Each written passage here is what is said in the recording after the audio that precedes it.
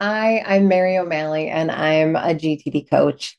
And today I'd like to talk about projects and what can be some stumbling blocks when we struggle to get projects off the ground. So, GTD defines a project as anything that has more than one next action and takes a month to a year to complete.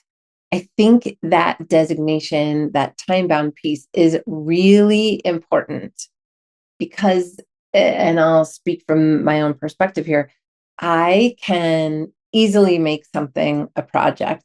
And the joke I often have in coaching is, you know, don't make brushing your teeth a project because you can really slice that really thinly, or I can at least with okay, first I have to take out the toothpaste and second the toothbrush. And then I have to put the toothpaste on, right? Technically, that's more than one next action, but it shouldn't take me very long to complete it. So therefore does not qualify as a project. So that's one piece. Take a look at your list, particularly your project list. There's something in there that you've just chopped up so thinly that you just need to actually forget that and just do it. Let's investigate that. The next thing is to really focus on verbs. The verb for a project is to consider, what does done look like? So will you have published? Will you have submitted? Will you have completed? And if you have something like publish, submit, or complete as your final verb, does that lend itself to sub-projects or next actions? So what does it take for you to complete? Do you need to draft, revise, edit, brainstorm, ask somebody to read what it is you've written? Those are my steps anyway. Do we see how some of those verbs lend themselves to the bigger ending verb complete? So here's another piece. When I was doing GTD as a new practitioner, I would often confuse projects and areas of focus. So here's what that looked like. I would say, oh my gosh, I have so many projects for health, or so many projects for travel. Well, an area of focus like health, for example, is not something that I'm ever going to check off as completed or done. But a project like optimize my nutrition for 3 months, or look into investigating how to increase and maintain bone density, which is a project that Julie Ireland unpacked when she and I talked about the natural planning model. Those are projects because I can complete them and get them out of my system. But health, I mean, I would hope I'm not going to get rid of that. But this is how an area of focus can generate projects and next actions. So this other piece, back to this area of focus and health. Maybe I don't have projects for health. Maybe I just have a bunch of single next actions.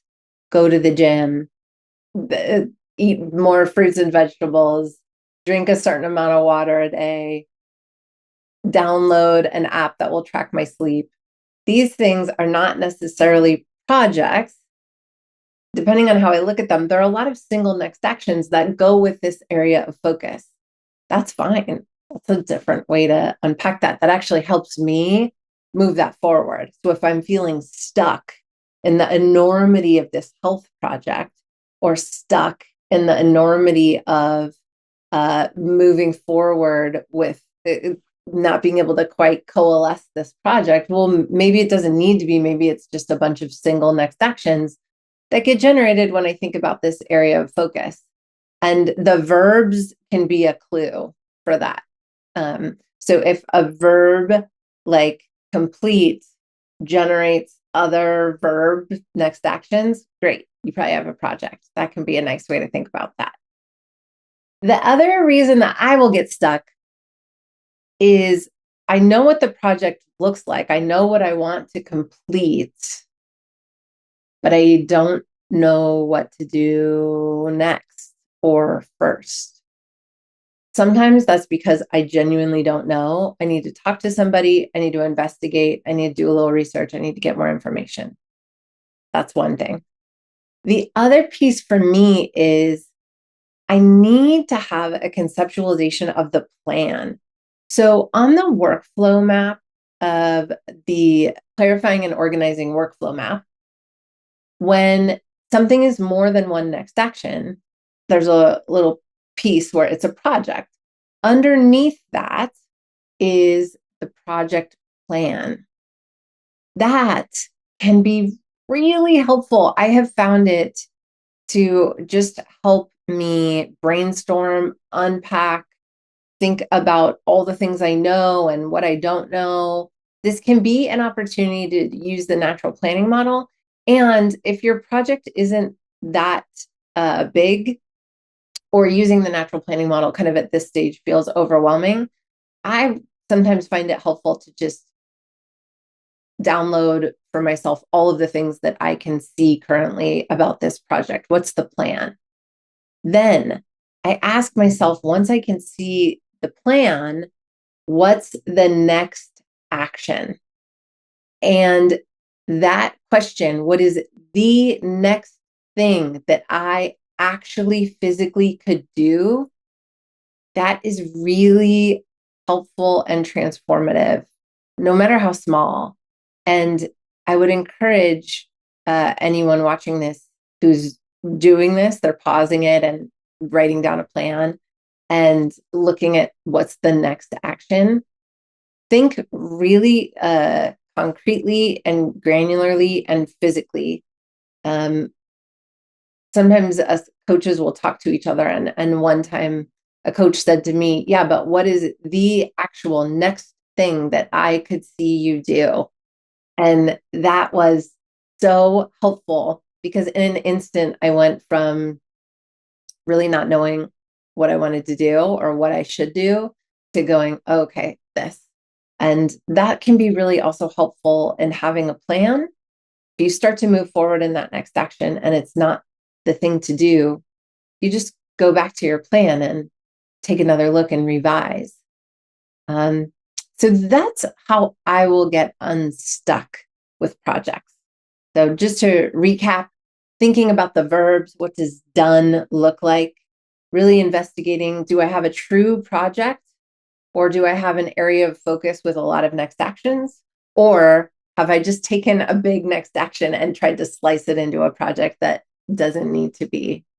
And the next is if I'm sure I have a project, but I'm still not sure what the next action is. Write down a project plan or put into my list manager my project plan. And then be pretty specific with myself around asking what is the next action.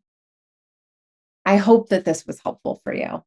Please like and subscribe if you'd like to see more. And as always, make a suggestion for future videos in the chat. We do read them. We do respond to all of them. And they're helpful to let us know how we could be helpful. Bye for now. For more GTD resources, visit davidco.com and David Allen's YouTube channel. To explore coaching, email info@gtdfocus.com or visit gtdfocus.com and click Talk to a Coach.